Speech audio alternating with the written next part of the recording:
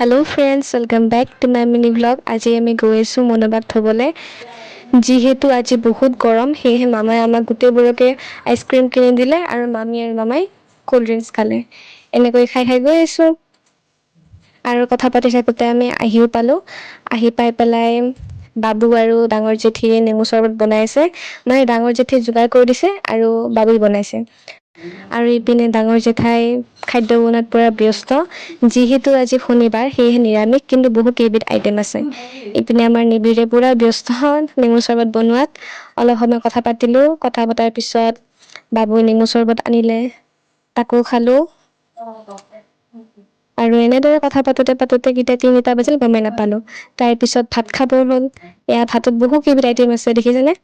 কচুৰ লতি, কি বা আছে আৰু কিবা কিবি। তাৰপিছত ভাত খাই অলপ ৰেষ্ট ল'লোঁ, গোটেইবোৰে কথা পাতিলোঁ। অলপ সময় কথা পতাৰ পিছত যাবলৈ ওলালোঁ। কালি মুনুবাৰ এক্সাম আছে, সেয়েহে আমি নাথাকিলোঁ। আৰু এয়া ধুনীয়া সৌন্দৰ্য উপভোগ কৰি কৰি আমি আহি আছোঁ মামাহঁতৰ লগত। যিহেতু বহুত গৰম, সেয়েহে নদীৰ পাৰে পাৰে আহিছোঁ।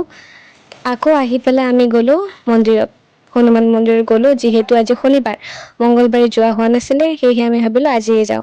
ইপিনে সৰু জেঠী আৰু আইতাই কিবা বজাৰ কৰিব। কালি আমাৰ খানা আছে, তাৰো ব্লগ দিম। তাৰপিছত এয়া মন্দিৰত আহিলোঁ, ভিতৰত ব্লগ কৰা হোৱা নাছিলে। আৰু ইপিনে মন্দিৰৰ ফ্ৰণ্টত থাকে আমাৰ মৃণালী জেঠী। আগৰ ব্লগত দেখা পাইছে আপোনালোকে। তাৰপিছত এনেদৰে ইয়াতে অলপ চাহ তাহ খালোঁ। খাই মেলি আমি ওলাই আহিলোঁ।